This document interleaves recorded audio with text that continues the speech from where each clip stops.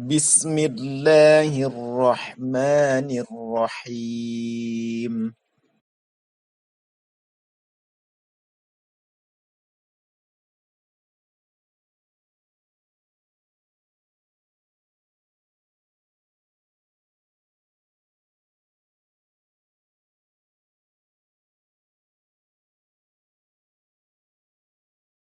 Bismillahirrahmanirrahim. Assalamualaikum warahmatullahi wabarakatuh.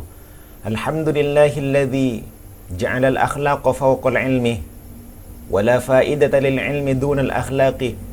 Wassalatu wassalamu ala sayyidina Muhammadin sallallahu alaihi wasallam min afdali wa ahsanin nasi khuluqan wa adaban. Kaifa halukum ayyuhat talaba al-bararah?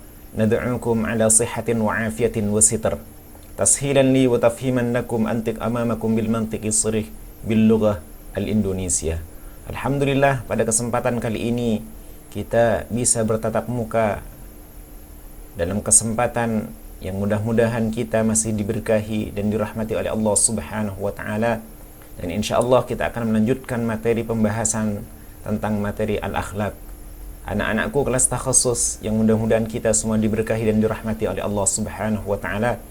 Pada kesempatan kali ini kita akan melanjutkan materi pembahasan kita yang berkenaan dengan al-akhlaqu atau adabul lubsi, adab atau akhlak dalam berpakaian. Yang pertama yakni fungsi pakaian. Apa fungsi pakaian? Fungsi pakaian adalah sebagai penutup aurat, sebagaimana yang telah dijelaskan oleh Allah Subhanahu wa taala di dalam surat Al-A'raf ayat 26, A'udzu billahi minasyaitonir rajim. Ya bani Adam qad anzalna 'alaikum libasan yuwari sawatikum wa risha wa libasut taqwa dzalika khair. Hai anak Adam, yakni manusia, sesungguhnya kami telah menurunkan kepadamu pakaian untuk menutup auratmu dan pakaian indah untuk perhiasan, dan pakaian takwa itulah yang paling baik. Inilah fungsi pakaian, yakni sebagai penutup aurat dan sebagai hiasan itu sendiri. Selanjutnya sebagai pelindung tubuh, sebagaimana firman Allah Subhanahu wa taala, A'udzu billahi minasyaitonir rajim. Wallahu ja'ala lakum mimma khalaqa dhilala wa ja'ala lakum minal jibali aknana wa ja'ala lakum sarabila taqikumul harra wa sarabila taqikum ba'sakum. Dan Allah menjadikan bagimu tempat bernaung dari apa yang telah Dia ciptakan, dan Dia jadikan bagimu tempat-tempat tinggal di gunung-gunung, dan Dia jadikan bagimu pakaian yang memeliharamu dari panas, dan pakaian atau baju besi yang memelihara kamu dalam peperangan. Maknanya adalah fungsi pakaian ini mencakup, yang pertama adalah menutup aurat, yang kedua baru dijadikan pakaian itu sebagai perhiasan diri kita, yang ketiga fungsi pakaian adalah sebagai pelindung tubuh dari hal-hal yang merusak. Dari sekian fungsi pakaian ini, maka menutup aurat merupakan bagian daripada fungsi utama dalam kita berpakaian. Jangan kemudian dibalik, kita kemudian lebih mengutamakan menghias diri dengan pakaian itu sendiri daripada menutup aurat. Maka kita lihat pada saat sekarang ketika banyak orang yang lebih memprioritaskan perhiasan di dalam berpakaian, ataupun mencari pakaian-pakaian yang kemudian bisa menghiasi tubuhnya, tapi dia lupa bagaimana ia menutup auratnya. Selanjutnya yang kedua adalah cara memilih pakaian. Cara memilih pakaian yang pertama, pilihlah pakaian yang pantas sesuai identitasmu. Kalau kita sebagai seorang santri, maka kita harus tahu cara memilih pakaian yang pantas sesuai identitasmu. Kalau kita seorang laki-laki, maka pantas apa, kepantasan apa yang kita pilih daripada pakaian itu sendiri. Jangan kemudian kita menggunakan pakaian semaunya kita. Jangan sampai kemudian kita asal berpakaian tapi kita lupa pada identitas kita. Maka kita harus bisa, yang kedua, membedakan antara pakaian laki-laki dan perempuan. Selain kita memilih pakaian yang pantas sesuai identitas, kalau kita sebagai seorang santri, maka berpakaianlah sebagai seorang beridentitas santri, Kalau kita sebagai seorang guru berpakaian sesuai dengan identitas keguruan kita. Yang kedua, kita harus bisa membedakan antara pakaian laki-laki dan pakaian perempuan. Jangan sampai kemudian kita menggunakan pakaian laki-laki digunakan untuk perempuan, pakaian perempuan digunakan oleh laki-laki. Sekarang banyak sekali orang yang kemudian saling tukar pakaian. Maknanya apa? Maknanya dia tidak bisa membedakan antara pakaian laki-laki dan perempuan. Padahal konsekuensinya sangat berat. Konsekuensi orang yang menggunakan pakaian yang tidak bisa membedakan antara laki-laki dan perempuan berat. Apa kata Rasulullah sallallahu alaihi wasallam? Rasulullah sallallahu alaihi wasallam bersabda, "La'ana Rasulullah sallallahu alaihi wasallam ar-rajulah."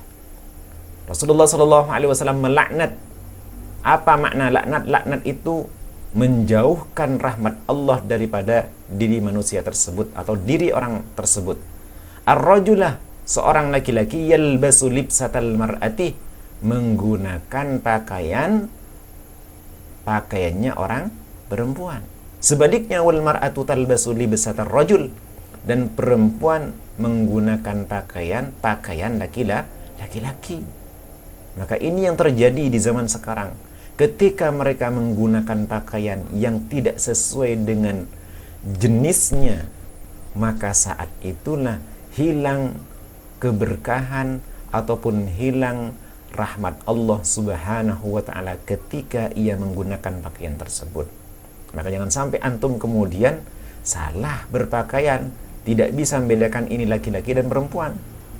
Kemudian apa kata Rasulullah sallallahu alaihi wasallam? La'anallahu al-mutasyabbihina minar rijali bin nisa wal mutasyabbihati minan nisa'i bir rijal. Allah melaknat al-mutasyabbihina minar rijal bin nisa. Orang yang menyerupai dari kaum laki-laki, menyerupai apa? Menyerupai dengan perempuan. Al-mutasyabbih namanya. Maka kita lihat pada zaman sekarang ada orang laki-laki tapi kemudian dirinya berperilaku sebagai perempuan. Inilah yang dilaknat oleh Allah Subhanahu wa ta'ala. Maka jangan kemudian itu menjadi bagian daripada sesuatu yang lumrah dalam kehidupan kita. Dan hal tersebut sudah dijadikan nilai jual oleh orang-orang kafir dan menjadi agenda daripada agenda mereka. Maka ketahuilah, pada saat orang-orang kafir menjadikan hal tersebut sebagai nilai jual, lihatlah kondisi yang terjadi pada saat sekarang. Ketika itu dijadikan sebagai nilai jual, kemudian kita sebagai umat Islam mengapresiasinya, inilah kesalahan kita. Maka berapa banyak kemudian stasiun televisi menjadikan hal tersebut sebagai suatu nilai jual. Dan ingat, penontonnya adalah orang-orang Islam, yang kemudian orang Islam mengapresiasi kondisi tersebut hingga suburlah kondisi di mana orang laki-laki menyerupai perempuan, sebaliknya orang perempuan kemudian menyerupai laki-laki. Padahal Allah Subhanahu wa ta'ala melaknat perbuatan tersebut karena Allah Subhanahu wa ta'ala tidak ingin kemudian manusia menyalahi kodratnya sebagai jenis daripada apa yang sudah ditakdirkan oleh Allah Subhanahu wa ta'ala. Selanjutnya, bagaimana cara memilih pakaian? Jangan suka meniru pakaian orang-orang yang tidak patut untuk ditiru. Jangan sampai. Antum jangan sampai kemudian meniru pakaian orang-orang yang tidak patut untuk ditiru. Maka Rasulullah bersabda, "Man tashabbaha biqaumin fahuwa minhum." Orang yang menyerupai suatu kaum, suatu golongan, maka ia termasuk daripada golongan tersebut. Ketika kemudian ia berpakaian, pakaiannya disobek bagian belakangnya. Ketika ia kemudian bercelana, celananya disobek bagian lututnya, disobek bagian pantatnya, dan lain sebagainya. Seluruhnya kemudian dijadikan seluruh pakaian-pakaian yang ia gunakan itu untuk kemudian meniru orang-orang yang tidak diridhai oleh Allah Subhanahu wa ta'ala. Saat kondisi ini ada pada diri kita, saat itulah kita dalam kondisi yang tidak dibenarkan dalam prinsip agama kita. Maka antum harus menghindari seperti ini. Jangan sampai kemudian terjebak dalam hal yang tidak diridhai oleh Allah Subhanahu wa ta'ala. Selanjutnya, yang ketiga, Cara memakai dan melepas pakaian. Perhatikan cara memakai dan melepas pakaian. Mulailah dari bagian sisi kanan ketika memakai dan melepas dari sisi kiri. Kebiasaan Rasulullah SAW sangat menyukai ketika beliau itu menggunakan pakaian memulai dari kanan dan melepas dari kiri. Jangan terbalik. Memakai dari kiri, melepas dari kanan.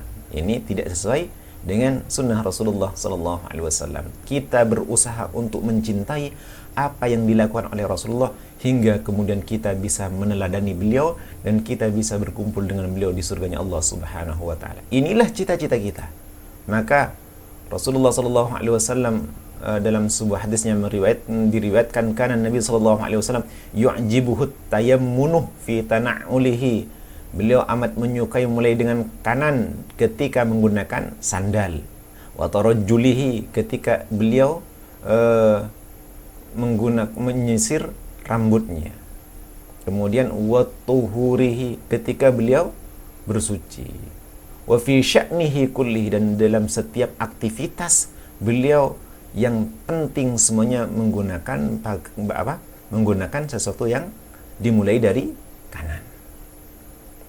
Artinya aktivitas berpakaian, aktivitas ketika dia menggunakan baik sandal ataupun apapun saja, maka beliau lebih mendahulukan bagian yang kanan. Bahkan disebutkan juga dalam riwayat yang lain, ketika beliau menyisir, maka disisir ke arah kanan, bukan disisir ke arah kiri. Jangan kemudian dibalik. Inilah bagian daripada kesenangan Rasulullah SAW. Kalau Rasulullah senang, kita ikut senang. Maka ketika kita menyenangi apa yang disenangi oleh Rasulullah, saat itulah bagian daripada tanda cinta kita kepada Rasulullah SAW. Selanjutnya, berdoalah dengan mengucapkan apa doanya? Bismillahi Allahumma inni as'aluka min khairihi wa khairi ma huwa lahu wa a'udzubika min syarrihi wa syarri ma huwa lahu. Dengan namamu ya Allah, aku minta kepada engkau kebaikan pakaian ini dan kebaikan apa yang ada padanya. Dan aku berlindung kepada engkau dari kejahatan pakaian ini dan kejahatan yang ada padanya. Inilah bagian daripada sesuatu yang dianjurkan ketika kita menggunakan pakaian, dianjurkan untuk berdoa. Selanjutnya, kalau pakaiannya baru, apa yang kita baca daripada doa itu sendiri? Alhamdulillahilladzi kasani hadza wa razaqanihi min ghairi haulin minni wala quwwatin. Inilah doa pakaian baru. Segala puji bagi Allah yang memberi aku pakaian ini dan memberi rizki dengan tiada upaya dan kekuatan dariku. Selanjutnya, yang keempat, bagaimana berpakaian yang wajar dan serasi. Yang pertama, berpakaianlah yang wajar, jangan kikir dan berlebihan. Jangan kikir dan berlebihan. Karena kainnya lebih, akhirnya kemudian dijadikan seluruhnya serba lebih. Karena kemudian sangat ema, akhirnya kemudian pakainya dibuat kecil-kecil ataupun sempit-sempit. Ini juga tidak wajar. Selanjutnya, kalau kita menggunakan celana, sarung, dan lain-lainnya, jangan sampai menyapu jalanan. Jalanan itu bagian daripada tempat yang kemudian bisa mengundang najis. Hati-hati dengan najis itu sendiri. Tetapi jangan juga terlalu tinggi, sehingga nampak kaku dan kampungan.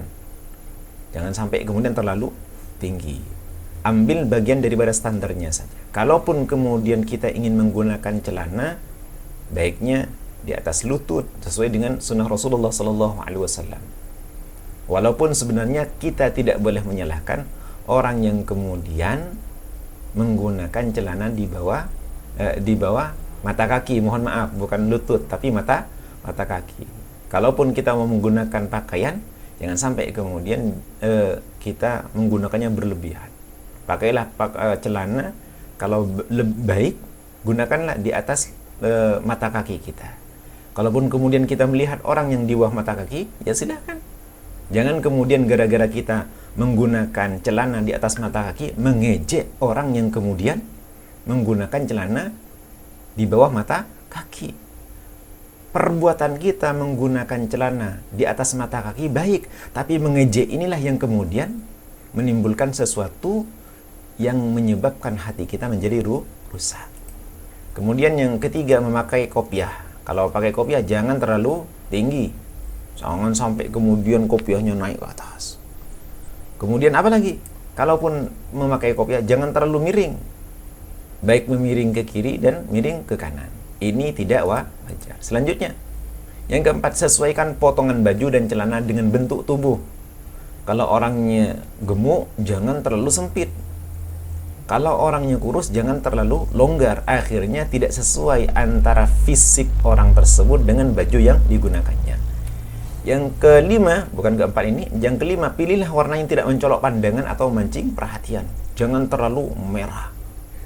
Jadikanlah pakaian kita itu sesuai dengan standar daripada keserasian dengan warna itu sendiri. Yang terakhir adalah bila suka menggunakan parfum. Yang keenam, bila suka menggunakan parfum, pilihlah yang baunya tidak terlalu menusuk hidung sehingga mengundang perhatian. Bukan perhatian, perhatian. Inilah bahasan kita pada kesempatan kali ini. Mudah-mudahan bermanfaat.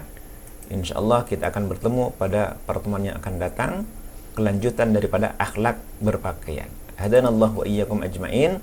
Kurang lebihnya mohon maaf. Kita tutup majelis kita dengan bacaan hamdalah, alhamdulillah rabbil alamin, subhanakallahumma bihamdika, asyhadu an la ilaha illa anta, astaghfiruka wa atubu ilaik. Assalamualaikum warahmatullahi wabarakatuh.